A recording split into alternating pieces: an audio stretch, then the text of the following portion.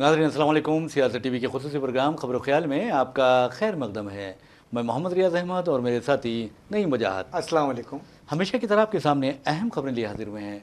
नाज़रीन, जैसा कि आप जानते हैं कि हम जो खबरें आपके सामने पेश करते हैं वो कल के अखबारात की सुर्खियाँ बनती हैं। न सिर्फ सुर्खियाँ बनती हैं बल्कि उन खबरों को इलेक्ट्रॉनिक मीडिया गैर मामूली अंदाज में नश्र करता है। इसी तरह सोशल मीडिया पर ये खबरें वायरल होती हैं। बहरहाल नाज़रीन, जहाँ तक खबरों का सवाल है तो आपको बता दें कि हम अपने इस तबसरे का आगाज़ एक शेर से करते हैं। फ़र्द कायम रब्त मिलत से है, फ़र्द तनहा कुछ नहीं, मौज दरिया में है, बैरून दरिया कुछ नहीं। तो इसका मतलब आपको बता दें कि आज हमने ये शेर इसलिए इस्तेमाल किया क्योंकि आज ऐसा लगा कि सेक्रेटेरिएट में जो मुसलमानों का इत्तेहाद है वो ज़ाहिर हुआ है। यानी मोहम्मद अली शब्बीर की क़यादत में आपको बता दूं कि एक इजलास मुनक़िद हुआ जिसमें नए MLC जनाब आमिर अली खान ने बतौर ख़ास शिरकत की और उन्हें मदऊ किया गया उस इजलास में शिरकत के लिए। और ये जो इजलास था उसमें गौर किया गया कि किस तरह मोदी हुकूमत वक्फ एक्ट में तरमीम उसने की है और उसे मुस्तरद कर दिया जाएगा, इस तरह की बात की गई और मुत्तफ़िक़ा तौर पर उस इजलास में मोदी हुकूमत की उन कोशिशों को मुस्तरद कर दिया गया। और ये भी मनसूबा बनाया गया कि आखिर इस बिल के बारे में मुसलमान क्या हिकमत अमली इख्तियार करें, किस तरह इस बिल को मंजूर होने से रोकें। वैसे भी आप अच्छी तरह जानते हैं कि पार्लिमानी मुश्तरका पार्लिमानी कमेटी के हवाले ये बिल कर दिया गया है। ऐसे में ये इजलास तलब किया गया जनाब मोहम्मद अली शब्बीर जो एडवाइज़र है हुकूमत के अखिलती उमूर पर, उनकी सदारत में उनकी जानिब से ये इजलास सेक्रेटेरिएट में तलब किया गया था जिसमें उलमा व मशाइखीन और तमाम बोर्ड्स और कॉरपोरेशन के जो मुस्लिम सदूर हैं उन्होंने शिरकत की। और ऐसे में आमिर अली खान साहब ने अपनी तकरीर में ये कहा कि आज हालात इस कदर यानी पुरआशूब हो गए हैं, हालात इस कदर ख़राब कर दिए गए हैं, माहौल को इस कदर ख़राब कर दिया गया है कि हमारे जो भोले भाले हिंदू भाई हैं उन्हें गुमराह किया जा रहा है। और ऐसे में अगर मुसलमान और ईसाई मुत्तहिद होकर हुकूमत के ख़िलाफ़ कुछ इक़दाम करते हैं, कुछ हिकमत अमली इख्तियार करते हैं तो बहुत इसका फ़ायदा होगा, ये बात की गई है। और इजलास में आपको बता दूं कि जो अहम कायदीन शिरकत किए थे उसमें तमाम बोर्ड्स के चेयरमैन भी थे, यानी वक्फ बोर्ड के चेयरमैन जनाब सैयद अज़मतुल्लाह हुसैनी भी मौजूद थे। इसके अलावा आप देखेंगे कि तेलंगाना अखिलती फाइनेंस कॉरपोरेशन के जनाब उबैदुल्लाह कोतवाल भी मौजूद थे और उर्दू एकेडमी के जनाब ताहिर बिन हमदान और हज कमेटी के मौलाना खुसरो पाशा भी वहाँ पर मौजूद थे। और खुसरो पाशा के बारे में भी हम आपको बताएंगे कि किस तरह हज कमेटी के दरख्वास्तों के अदखाल का सिलसिला शुरू हो गया है। लेकिन ये इजलास बहुत ज़्यादा अहमियत रखता था इसलिए कि वक्फ बोर्ड और मौकूफ़ा जायदादों के जो इख्तियारात हैं उस सिलसिले में बात की गई। तो बहरहाल हम चलते हैं नईम वजाहत की तरफ और पूछते हैं कि क्या इस तरह के इजलास मौकूफ़ा जायदादों को बचाने और वक्फ बोर्ड के जो इख्तियारात हैं उनको बरकरार रखने में कामयाब रहेंगे? देखिए, सबसे बड़ी बात तो ये है कि मरकज़ी हुकूमत को वक्फ जायदादों के मामले में मदाखलत करने का इख्तियार ही नहीं है और करना भी नहीं चाहिए। लेकिन जो वक्फ जायदादें हैं वो हिंदुत्व ताकतों को खटक रहे हैं। वो चाहते हैं कि वो जायदादों को हासिल कर लिया जाए, हथिया लिया जाए और उनमें गैर मुसलमानों को मदाखलत करने का इख्तियार दिया जाए, कलेक्टर को इख्तियार दिया जाए। अगर कलेक्टर को इख्तियार दिया जाता है तो मैं समझता हूँ कि वक्फ बोर्ड का वजूद बेमानी होकर रह जाता है। हाँ बिल्कुल। तो इस तरह के 44 तरमीमात करने की बात की गई है।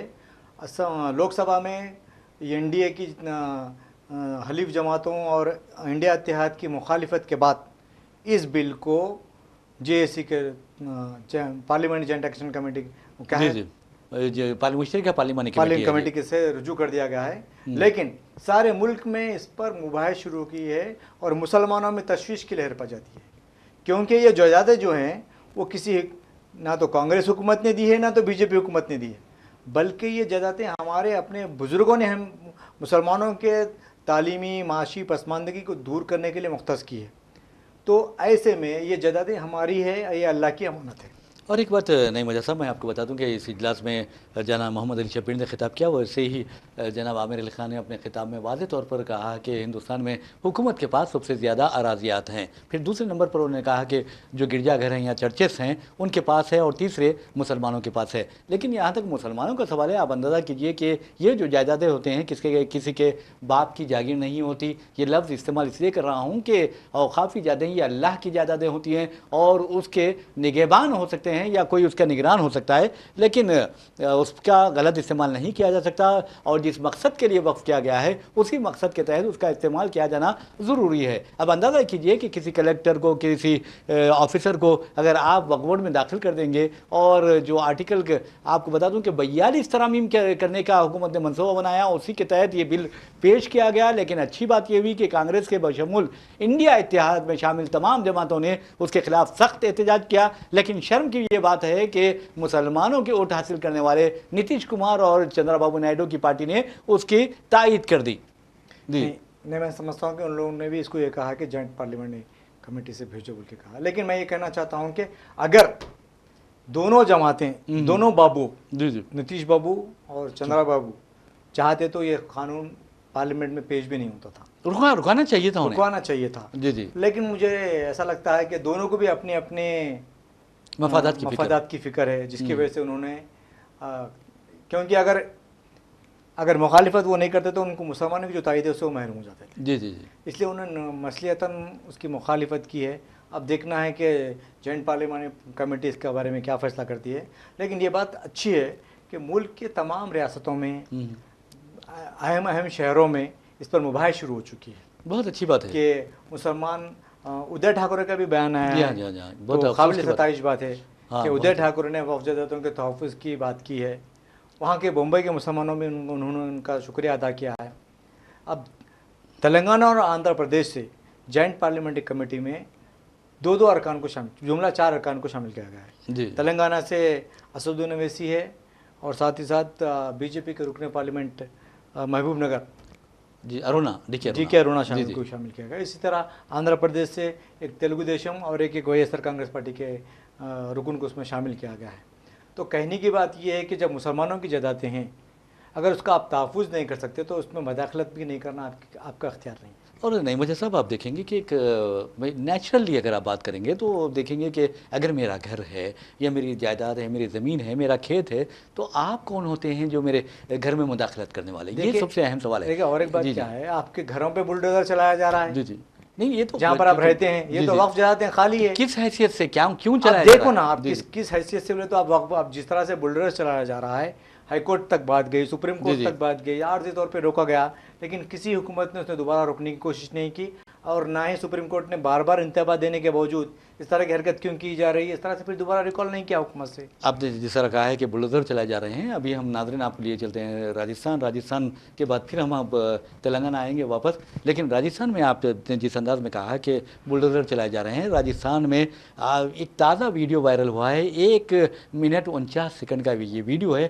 یا 44 سیکنڈز کا یہ ویڈیو ہے، جس میں ایک انتہا پسند جو ہے، کسی مذہب سے تو نہیں جوڑنا چاہیے، لیکن اپنے آپ کو وہ ہندوؤں کا مذہبی رہنما کہتا ہے، وہ تقاریر کرتا ہے، اس قدر شرنگیزی اس نے کی ہے، اس قدر اشتعال انگیزی اس نے کی ہے، اور اس نے کہا ہے کہ اگر ایک ہندو کو مارا جاتا ہے تو ہم 100 مسلمانوں کو قتل کریں گے۔ اس نے یہاں تک ہندوؤں سے اپیل کی کہ مسلمانوں کو قتل کر دیا جائے۔ تو آپ اندازہ کیجئے کہ سپریم کورٹ نے، ہائی کورٹس نے مختلف واضح طور پر مرکزی حکومت کو، ریاستی حکومتوں کو یہ ہدایت دی ہے کہ اگر کوئی درندہ، فرقہ پرست درندہ اشتعال انگیزی کرتا ہے تو اس کے خلاف کارروائی کی جائے، لیکن آپ دیکھیں گے کہ کارروائی کرنے کے بجائے وزیر اعظم نریندر مودی راجستھان میں عجیب و غریب باتیں کر دیتے ہیں، امت شاہ کا بھی وہی حال ہے۔ تو یہ آخر کی عدالتوں کو خود مداخلت کرنی چاہیے نا۔ یہ بتاؤ، اتنے گہرے بیانات ہمارے ان بچوں نے دی ہیں جو 3-4 سال سے جیل میں ہیں۔ جی ہاں، سی اے کے وغیرہ جو شرجیل امام ہے، عمر خالد ہے، اتنے بیانات تو نہیں دیے، بالکل نہیں، لیکن انہیں 4 سال سے جیل میں رکھا گیا ہے، جبکہ کھلے عام میں آپ کا بیان ہے، ویڈیو ہے آپ کے پاس، سب کچھ قتل کرو کر رہا ہے وہ، بالکل اس کے خلاف کوئی کارروائی نہیں کی جا رہی۔ ان کے گھروں پہ بلڈوزر چلانا چاہیے تھا، نہیں چلائیں گے،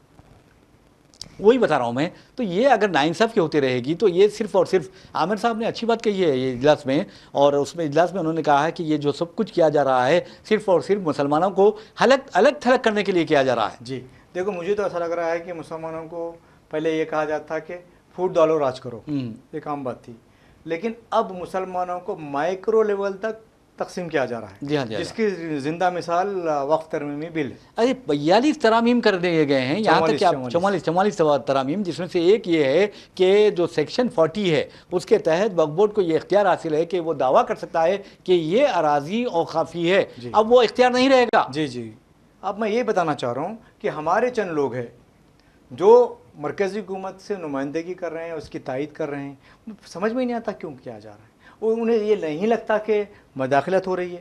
آپ ہندوستان کے سارے مسلمان ایک جب متحد ہو رہے ہیں تو چند لوگ، چند دلال کہیے، میں تو کہتا ہوں یہ دلال ہے، نہیں یقین جی مانیے، جی جو ملت کو نقصان پہنچا رہے ہیں، ملت کے مفادات کو نقصان پہنچا رہے ہیں اور مودی حکومت کے غلط اقدامات کی تائید کر رہے ہیں، تو غلط بات ہے، وہ یہ تو دلال ہی کر میں سکتے ہیں۔ یہی کہنا چاہ رہا ہوں کہ مسلمانوں کو مائکرو لیول میں تقسیم کیا جا رہا ہے، کرتے ہوئے جو مسلمانوں کا اتحاد ہے اس کو توڑنے کی کوشش کی جا رہی ہے، اور چند لوگ اس سازش کا شکار بھی ہو رہے ہیں۔ جی جی، لیکن سازش کا شکار ہو رہے ہیں، کیوں ہو رہے ہیں یہ دیکھنا چاہیے، ان کے اپنے مفادات ہے۔ نہیں، مجھے اچھا لگا کہ آج محمد علی شبیر نے سیکریٹریٹ میں جی ایک اجلاس طلب کیا جس میں علماء، مشائخین، سیاسی جماعتوں کو، تمام لوگوں کو جی انہوں نے جی، مدعو کیا ہے، اور ایک میں سمجھتا ہوں کہ تلنگانہ حکومت کی جانب سے ایک اچھی پہل ہے۔ اور دوسری بات دیکھیے، میں سمجھتا ہوں کہ محمد علی شبیر یوں ہی نہیں کیے ہوں گے، ان کو اشارہ ملا ہوگا ریونت ریڈی کا بھی کہ آپ اس طرح کریں، مسلمانوں کو بلائیں، مدعو کریں۔ اب دیکھیے، اب مفتی خلیل احمد صاحب موجود تھے وہاں پر، پھر اس کے بعد مفتی صادق محی الدین صاحب موجود تھے، اور امجد اللہ خالد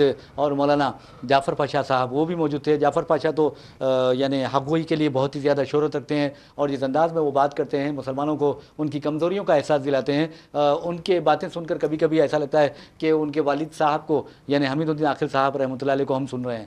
یہ دیکھیے، اس میں کانگریسی قائدین نے بھی شرکت جی کی ہاں جی تھی۔ ہاں جی، یہ بہت اچھی بات ہے۔ یہ دیکھیے ایک اچھی پہل سمجھتا ہوں میں، یہ حکومت کی طرف سے کی گئی ایک پہل ہے، لیکن آپ کو بتا دوں میں، ہر ایک تنظیم، مسلم تنظیمیں، مذہبی تنظیمیں اپنی اپنی طرف سے بھی کوششیں کر رہی ہیں، جی اپنے اپنے اجلاس طلب کر رہی ہیں، اس کو کس طرح سے مخالفت کی جائے، جوائنٹ پارلیمنٹ کمیٹی سے کس طرح نمائندگی کی جائے، اس کی حکمت عملی تیار کی جا رہی ہے۔ میں سمجھتا ہوں کہ یوں ہی جوائنٹ پارلیمنٹ کمیٹی تشکیل نہیں دی جی گئی ہاں ہے، جی ہاں جی، بلکہ جس طرح سے مسلمانوں کی مخالفت ہو رہی ہے اس کو مرکزی حکومت کو، جس طرح کسانوں کے متنازع قوانین کو اسے دستبرداری اختیار کرنی پڑی تھی، اسی طرح سے اگر اس طرح اس بل سے بھی، ترمیمی بل سے بھی دستبرداری اختیار کی جاتی تو میں سمجھتا ہوں کہ ایک اچھا پیغام پہنچے گا۔ اور ایک بات آپ دیکھیے کہ یہ اجلاس کی خاص بات یہ رہی کہ جو شرکا تھے ان تمام نے یہ متفقہ طور پر یہ فیصلہ کیا کہ چیف منسٹر ریونت ریڈی سے نمائندگی کی جائے گی، اس کے بعد ایک مکتوب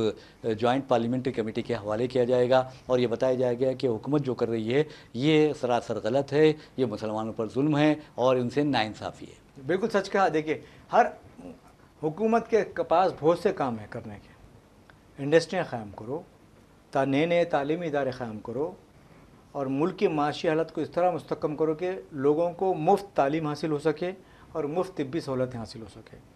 اس پر توجہ دینے کے بجائے آپ اپنی ناکامیوں کو چھپانے کے لیے ہر دن ایک نیا موضوع منظام پہ لا رہے ہیں تاکہ لوگ، مختلف طبقات کے لوگ ان موضوعات پہ الجھتے رہیں اور حکومت اپنا کام پورا کرتے رہے۔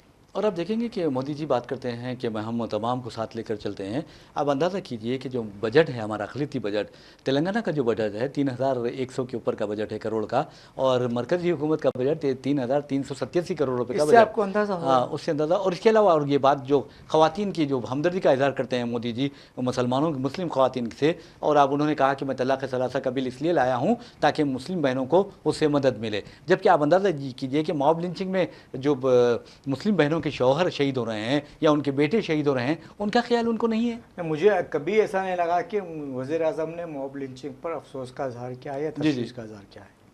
تو اس سے ملتا کیا ہوتا ہے؟ ایک ملک کا وزیر اعظم بنگلہ دیشوں کے لیے تشویش کا اظہار کر سکتا ہے، ملک میں مسلمانوں یا پھر مائنورٹیز کے خلاف جو حملے ہو رہے ہیں اس پر خاموشی اختیار کرتا ہے، تو اس کو کیا تصور کیا جائے؟ اور آپ دیکھیں گے کہ وزیر اعظم کے لیے موقع ہے، پہلے میعاد میں موقع ملا، دوسری میعاد میں موقع ملا، تیسری میعاد شروع ہو گئی ہے، اور اگر زندگی وفا کرے تو ہو سکتا ہے کہ وہ اور آگے بڑھیں گے، لیکن انہیں یہ موقع اتنا اچھا ملا ہے کہ ہندوستان کو ترقی کی راہ پر گامزن کرنے کا۔ وہ 140 کروڑ اور لوگوں کی تو بات کرتے ہیں، لیکن انصاف کتنے لوگوں سے کرتے ہیں؟ گجرات سے آپ فنڈ زیادہ گجرات کو دیتے ہیں جبکہ تلنگانہ کو نظر انداز کر دیتے ہیں۔ یہ میں نہیں کہہ رہا ہوں، ادھو ٹھاکرے نے خود کہا ہے کہ مہاراشٹر کے کئی ایسے پروجیکٹ جو مہاراشٹر کو ملنے والے تھے وہ گجرات منتقل کر دیے گئے۔ ریونت ریڈی نے خود کہا ہے، ہمارے چیف منسٹر نے، کہ ہمارے پاس ایسا لگتا ہے کہ صرف گجرات کو وہ دیکھ رہے ہیں اور ہمارے ساتھ سوتیلا پن کا سلوک کر رہے ہیں۔ حالیہ بجٹ سیشن دیکھ لیجیے آپ پارلیمنٹ کا، آندھرا پردیش کو جو فنڈز مختص کیے گئے،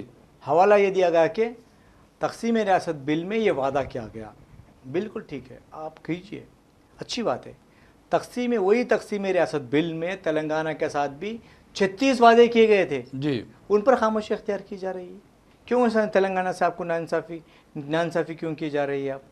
अब आप देखिए, जो भी नई स्कीम आती है वो सबसे पहले गुजरात को जाती है। जी हाँ, आप गुजरात के हैं, हम मानते हैं, लेकिन आप हिंदुस्तान के वज़ीर आज़म हैं, गुजरात के वज़ीर आज़म नहीं है। यानी हिंदुस्तानी बनिए आप। बनिए, आप हिंदुस्तानी बनिए। आप देखिए, टैक्स की शक्ल में तेलंगाना से जितना फंड आपको सेंट्रल गवर्नमेंट को जाता है, उसका बहुत कम यहाँ पर आता है। जनूबी हिंद से जितना फंड जाता है उतना फंड शायद उत्तर प्रदेश से या फिर किसी स्टेट से नहीं आता, कहीं भी नहीं आता। बिल्कुल सही। लेकिन फिर भी जब बजट तकसीम करने का मामला आता है तो जनूबी हिंद से नाइंसाफ़ी की जाती है। आपने टैक्स की बात की, बहरहाल नाज़रीन आपको बता दूं कि जहाँ तक टैक्स की बात है, मुझे आपको एक अच्छी खबर मैं ये सुनाता हूँ कि आपने देखा कि किस तरह इलेक्ट्रिसिटी जो बिल है उसके ज़रिए आप देखते थे कि जीपे के यानी गूगल पे के ज़रिए आप वो अदा कर सकते थे, और दूसरे जो प्लेटफॉर्म्स है उसके ज़रिए आप अदा कर सकते थे। लेकिन उसके बाद पाबंदी आयद कर दी गई कि आप फ़ोन पे या गूगल पे का इस्तेमाल नहीं कर सकते, और आपने देखा कि लोगों को मुश्किल हो रही थी।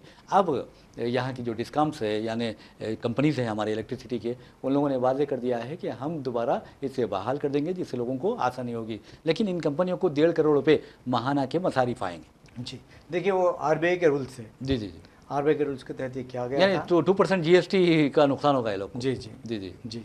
तो बहरहाल हम बात कर रहे थे औकाफी जायदादों की, लेकिन हम इसी दौरान एक खबर, बहुत अहम खबर है, और जो भी क्या मैं समझता हूँ कि हर मुस्लिम मर्द व खातून की ये ख्वाहिश होती है कि अल्लाह ताला उसे हज बैतुल्लाह के लिए बुलाए और अपने प्यारे नबी सल्लल्लाहु अलैहि वसल्लम के रोज़े मुबारक पर हाज़िरी से मुशर्रफ फरमाए, मस्जिद नबवी में इबादत का मौका अता फरमाए, रियाजुल जन्ना में नवाफिल पढ़ने की तौफीक अता फरमाए, और आप देखेंगे कि जन्नतुल बकी में जाके वहाँ पर सलाम पेश करने की सादत नसीब फरमाए। तो बहरहाल अब हज 2025 के ऑनलाइन एप्लीकेशन के अदखाल का सिलसिला शुरू हो चुका है। रियासती वक्फ बोर्ड रियासती हज कमेटी अपने सदर नशीन मौलाना खुसरो पाशा की क़यादत में ये अमल शुरू कर चुकी है। इस बारे में हम जानेंगे तफसीलात नहीं मुझा से। देखिए, सुविधा ऐप जो है उससे 13 अगस्त से हज फॉर्म दाखिल करने की सहूलत शुरू कर दी गई। जी जी, लेकिन बहुत से कम लोग ऐसे लोग हैं जो ऑनलाइन में अपना एप्लीकेशन दाखिल कर सकते हैं। जी जी, ऐसे लोगों के लिए हज कमेटी की जानिब से एक काउंटर कायम किया गया है जी हज हाउस में। मैं समझता हूँ कि इसमें 7-6-8 काउंटर रखे गए हैं और लोगों को फ्री खिदमत फराहम की जा रही है। हज का फॉर्म भरने का बहुत से लोगों को इल्म नहीं होता है, उनकी रहनुमाई के लिए आज सदर नशीन वक्फ बोर्ड खुसरो पाशा ने इस सेंटर का इफ्तिताह किया है। जी जी, और लोगों से अपील की जाती है कि अगर वो हज फॉर्म दाखिल करने में दुश्वारी महसूस करते हैं तो घबराने की ज़रूरत नहीं है इन्हें। आप हज हाउस नामपल्ली चले आइए, ग्राउंड फ्लोर पर आपको ये सहूलत फराहम की जा रही है। बहुत अच्छी बात है। मैं समझता हूँ कि ये जो मुफ्त सहूलत फराहम की जा रही बहुत अच्छी बात है। वैसे भी नई वजह से आप देखेंगे कि जो कई ऐसे लोग हैं जो रज़ाकाराना तौर पर खिदमत अंजाम देते थे, उनमें एक नाम है मोहम्मद अमीनुद्दीन। तो वो बहुत मैनुअल जब तरीक़ा था तो वो अपने घर पे लोगों को बुलाकर उनकी रहनुमाई करते, उनके फॉर्म फिलअप करते, फॉर्म पुर करके ले जाके हज हाउस में दाखिल करवाते थे। तो ऐसी शख्सियतों को अल्लाह ताला मैं समझता हूँ कि उनके दर्जात बुलंद करे। तो इस तरह की जो खिदमत, जैसा कि खुद हमारे सियासत में हम बहुत ज़्यादा रहनुमाई भी करते हैं। तो अब चलते हैं, ये तो खबर रही एक अहम खबर की तरफ, और आप अच्छी तरह जानते हैं कि राज्यसभा के जो एक नशिस्त के लिए जो इंतखाबात होने वाले हैं उसमें अभिषेक मनु सिंघवी जो है कांग्रेस के लीडर हैं, सुप्रीम कोर्ट के वकील हैं, बहुत ही काबिल शख्सियत हैं, उनको उनके जो पर्चे नामजदगी दाखिल किए गए हैं, इस मौके पर ख़ास तौर पर आमिर साहब को वहाँ पर बुलाया गया था, मौजूद थे वहाँ पर, MLCs थे, MLAs थे, मिनिस्टर्स थे, लेकिन जिस अंदाज़ में उनको तरजीह दी गई है पर्चे नामजदगी दाखिल करते वक्त, मैं समझता हूँ कि एक मुस्लिम चेहरे को इसी तरह की अहमियत दी जानी चाहिए। देखिए रियाज साहब, तेलंगाना में कांग्रेस की हुकूमत बन गई है, 6-8 महीने हो गए हैं। जी जी, लेकिन कांग्रेस पार्टी से कोई भी MLA मुंतखब होकर नहीं आया था। लेकिन काफ़ी तवील अरसे इंतज़ार के बाद आमिर अली खान साहब को गवर्नर कोटे में MLC बना दिया गया। जी जी, पहले भी हुकूमत की जानिब से कोशिश की गई थी, लेकिन TRS की जानिब से इसमें कोर्ट में जाके उसको मसले को पेचीदा कर दिया था। लेकिन अब मसला साफ़ होने के बाद 16 अगस्त को आमिर साहब ने बहैसियत MLC हलफ ले लिया है, जिसके बाद हुकूमत के पास एक मुस्लिम चेहरा अवामी क्या मुंतखब नुमाइंदों में, जिस तरह असम्बली हो या कौंसल हो, उसमें एक मुंतखब चेहरा जो है वो आमिर अली खान है। तो इसी के साथ اب 4 سیٹ داخل کیے گئے ہیں. جی جی ابھیشیک مانو سنگھوی کے 4 سیٹ داخل کیے گئے ہیں. تو ہر سیٹ کے لیے ایک منسٹر کے ساتھ ایک وفد جا کے نمائندگی کیا ہے. اس میں عامر علی خان صاحب کو بھی شامل کیا گیا. مجھے ایسا لگتا تھا کہ اب تک جو حکومت پر یہ الزام عائد کیا جاتا تھا کہ مسلمانوں کو نظر انداز کیا جا رہا ہے، اب وہ جو شکایت تھی لوگوں کی، میں سمجھتا ہوں کہ بہت حد تک ختم ہو جائے گی. اور ویسے بھی نہیں مجھا صاحب، آپ دیکھیں گے کہ ان کا کانگریس کے ارکان کی تعداد وہاں پر اگر آپ دیکھیں گے تو اندازہ ہوگا کہ 83 کے قریب، یعنی مجلس اتحاد المسلمین کے ساتھ اگر ملا لیں تو 83 ہو جا رہی ہے. تو بآسانی کامیاب ہو سکتے ہیں یہ. بالکل. دیکھو میں سمجھتا ہوں کہ مجھے ایسا نہیں لگتا کہ لاسٹ ڈیٹ کب ہے. لاسٹ ڈیٹ آپ کو 27 اگست کی آخری تاریخ ہے. وہ پرچہ وڈرا کرنے کی 21 اگست ہے. 21 اگست آج 19 سے 21 اگست لاسٹ تاریخ پرچے نامزدگی داخل کرنے کی ہے. تو اگر 21 اگست تک کوئی نہیں کرے گا، مجھے جہاں تک اندازہ ہے کسی بھی جماعت تجربہ بھی ہے. ہاں کسی بھی جماعت سے نہیں، کیونکہ کسی بھی جماعت کے پاس اتنی تعداد نہیں ہے. جی جی. تو لہٰذا مقابلہ کر کے ہارنا مناسب نہیں سمجھتی. مجھے ایسا لگتا ہے کہ شاید نہ BRS کے پاس وہ تعداد ہے، نہ BJP کے پاس تعداد ہے. لہذا مجھے ایسا لگتا ہے کہ ابھیشیک منو سنگھوی بلا مقابلہ راجیہ سبھا کے لیے یہاں سے منتخب ہوں گے. اور ایک بات آپ نے دیکھا ہوگا، جس وقت ریٹرننگ آفیسر ہے اپیندر ریڈی، ان کے پاس جب یہ گئے ڈیلیگیشن گیا کانگریس کا، تو ایسا لگ رہا تھا کہ بہت بڑا زیادہ جوش و خروش میں پایا جاتا ہے. جی دیکھیے، اور ایک بات بتا، باڈی لینگویج لوگوں کی. جی دیکھیے، تلنگانہ میں 10 سال کے بعد کانگریس کی حکومت آئی ہے. جی جی. اور یہ میں سمجھتا ہوں کہ 8 مہینے میں راجیہ سبھا کی کانگریس کو ملنے والی تلنگانہ سے تیسری نشست ہے. جی جی. تو جوش و خروش تو رہے گا کیسے بھی. بالکل.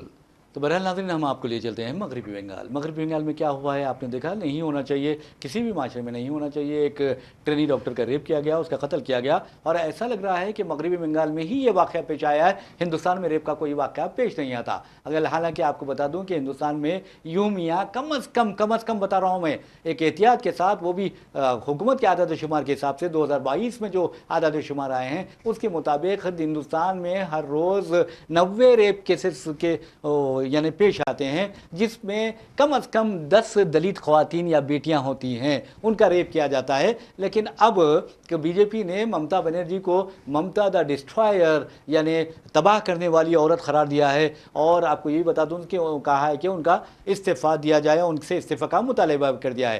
جواب میں کانگریس کے ترجمان پون کھیرا نے وزیر اعظم نریندر مودی کے بارے میں کہا کہ مودی حکومت کے دونوں میعادوں کے دوران خواتین پر جنسی حملوں کے واقعات میں اضافہ ہوا ہے.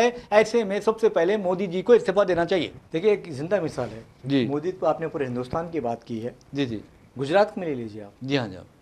آپ نے کل ہم نے بات کیا ہے کہ بلقیس بانو کی ہم نے بات کی ہے کہ کس طرح اس کے ساتھ، اس کے خاندان کے ساتھ ظلم زیادتی کی گئی اور اس کے قاتلوں کو کس طرح چھوڑا گیا. وہ بھی سپریم کورٹ کو یہ بتایا گیا کہ مرکزی حکومت کی منظوری کے بعد انہیں رہا کیا گیا ہے. تو آپ سوچئے کہ ایک مغربی بنگال کا جو واقعہ ہے، ہم گزشتہ 4 دن سے 5 دن سے اس کی روزانہ بات کر رہے ہیں، اس کی روزانہ مذمت کر رہے ہیں، آج بھی مذمت کرتے ہیں. بالکل. لیکن ایک صرف اور صرف سیاسی مقصد کے تحت مسئلہ نہ اٹھایا جائے، بلکہ سیاست سے بلاتار ہو کے ملک کے دیگر ریاستوں میں بھی جو کیسز پیش آ رہے ہیں اس پر بھی اگر حکومت کی جانب سے یا سیاسی جماعتوں کی جانب سے یا BJP کی جانب سے توجہ دی جاتی تو میں سمجھتا ہوں کہ ایسے واقعات کو روک تھام میں بڑی مدد ملے گی. اور ویسے بھی ناظرین، آپ کو بتا دوں کہ مودی حکومت اور جو BJP جس انداز میں بات کر رہی ہے کہ ممتا بنرجی کو استعفیٰ دے دینا چاہیے، تو سوال یہ پیدا ہوتا ہے کہ اتر پردیش میں آپ کو بتا دوں کہ 11 سالہ لڑکی کا ریپ ہوا ہے اور اس کا ویڈیو آپ کو بتا دوں ملزم نے آن لائن یعنی پلیٹ فارم پر اپلوڈ کر دیا تھا. اس کے بعد یہ پولیس گرفتار کری، لیکن وہ جو لڑکی متاثرہ ہے اس کے ماں باپ نے ڈر کے مارے کوئی شکایت درج نہیں کروائی تھی. ملزم خود اپنے کیے کی وجہ سے پھنس چکا ہے. تو کیا ایسے میں ہمارے یوگی آدتیہ ناتھ کو استعفیٰ دینا چاہیے؟ کیا ان سے مطالبہ نہیں کیا جا سکتا؟ کیا جا سکتا ہے. پھر آپ کو راجستھان لیا چلتا ہوں. راجستھان میں یہ کوئی پرانا واقعہ نہیں ہے، اب تازہ ترین واقعہ ہے. نہیں مجھا صاحب، مندر ہے، بھگوان کا گھر ہے، اس کے باہر ایک ماں باپ جو غریب کچرا چنتے ہیں، وہ اپنی 3 سالہ بیٹی کو لیے سو رہے تھے کہ ایک شخص، ایک درندہ وہاں آتا ہے، اس بچی کو اٹھا کر لے جاتا ہے، اغوا کرتا ہے، اس کے ساتھ منہ کالا کرتا ہے. اور آپ دیکھیں گے کہ کیا راجستھان کے جو چیف منسٹر ہیں شری بھجن لال شرما، ان سے بھی استعفیٰ مانگنا چاہیے. دیکھیے، حیوانیت کی تو کوئی لمٹ نہیں ہوتی. کتنی افسوس کی بات ہے. جی جی.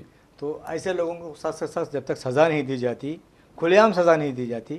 آج میں بھی کہہ رہا ہوں، अब तक आप कह रहे थे खुली हम सज़ा देना चाहिए, जब तक मैं समझता हूँ कि लोगों में डर और खौफ पैदा नहीं किया जा सकता, जब तक इन ऐसे हालात को रोक नहीं सकता। बिल्कुल आपने से कहा है, जैसे पुष्कर सिंह धामी हैं, उत्तराखंड के चीफ मिनिस्टर है, क्या उनसे इस्तीफा का मुतालबा करेंगे? क्योंकि वहाँ पर एक नर्स जो अपने क्लिनिक से घर वापस जा रही थी, उसका अगवा किया गया, रेप किया गया, कत्ल किया गया। ये चीज़ें हैं। बहरहाल नाज़रीन, हम ये जो चीज़ें होती हैं ये बहुत ही ख़तरनाक चीज़ें होती है, लेकिन हमारी मजबूरी भी होती है कि ये बताएं कि हुक्मरान जमात क्या कर रही है और क्या उसे करना चाहिए था। लेकिन जब तक जहाँ तक मुसलमानों की या मौक़ूफ़ा जायदादों की तहफ़्फ़ुज़ का सवाल है, तो ये ना सिर्फ हुकूमतों की ज़िम्मेदारी है बल्कि आपकी और हमारी भी ज़िम्मेदारी है। बिल्कुल सच है। देखिए, जब तक हम आवाज़ नहीं उठाते कुछ होने वाला नहीं है। जी। और हुकूक़ के लिए आवाज़ उठाना कोई गलत काम नहीं है, बल्कि ज़रूरत पड़े तो सड़कों पे भी आना चाहिए। नहीं मेरा सब एक बहुत ही अच्छी खबर है। मैं समझता हूँ कि जब निगेटिव खबरें अगर हम सुना सकते हैं तो पॉजिटिव भी सुना सकते हैं। अगर कोई पॉलिटिशियन, राहुल गांधी जैसा पॉलिटिशियन किसी मोची से मुलाकात करता है और उसे जो सिलवाई है, जूतों की सिलवाई का मशीन या जूतों की बनावट का मशीन बतौर तोहफा पेश करता है, या फिर आप देखेंगे कि कोई मोची के करीब बैठने को तैयार नहीं रहता कोई सियासतदान, ऐसे में राहुल गांधी जाते हैं, उसके साथ बैठते हैं, उसके साथ बात करते हैं, उसकी मुसीबत सुनते हैं, उसकी कहानी सुनते हैं। इसी तरह राहुल गांधी ने खुलियों के साथ बात की। आप अंदाज़ा कीजिए किस अंदाज में उन्होंने उनसे मोहब्बत का इजहार किया। फिर आप कैब ड्राइवर जो होते हैं उनके साथ राहुल गांधी ने बात की, तो एक कैब ड्राइवर के साथ उन्होंने सफ़र किया, मच्छरों के साथ भी उन्होंने मच्छरों के साथ। जी। देखिए, चाय पर चर्चा से काफ़ी नहीं होता सियासी प्लेटफॉर्म फ़ायदा उठाने के लिए। चाय पर चर्चा के बाद आपको कामयाबी मिलती है, तो जो चाय वाले थे, छोटे चाय वाले, उनकी आपको मदद करनी चाहिए थी उनको, लेकिन इस तरह की कोई मदद नहीं की गई। लेकिन जिस तरह से आपने राहुल गांधी की बात की है, राहुल गांधी ने कई मुकामात पर जाके मज़दूरों से, मच्छरों से, कैब ड्राइवरों से, मोचियों से मुलाकात की है। और जब कांग्रेस पार्टी का इलेक्शन मैनिफेस्टो आया तो इलेक्शन मैनिफेस्टो में उनके मसाइल को अहमियत दी गई। अगर हमारी हुकूमत बनती है तो उन्हें ये फ़ायदे पहुंचाए जाएंगे, इस तरह की बात की गई। बहुत अच्छी बात है। कैब ड्राइवर से आप मुलाकात कर रहे हैं, ट्रक ड्राइवर से मुलाकात कर रहे हैं, ऑटो ड्राइवर के साथ उन्होंने सफ़र किया, तो ये बहुत अच्छी बात है। मैं समझता हूँ कि जो भी सियासतदान हैं उसमें गुरूर और तकब्बुर नहीं होना चाहिए, क्योंकि गुरूर और तकब्बुर इंसान को ज़लील व रुस्वा करता है। बहरहाल नाज़रीन, इसी के साथ अपने मेज़बान मोहम्मद रियाज़ अहमद और हमारे मेहमान नईम वजाहत को इजाज़त दीजिए। इंशाअल्लाह फिर मुलाकात होगी, फिर बात होगी। तब तक के लिए अल्लाह हाफ़िज़। अल्लाह हाफ़िज़।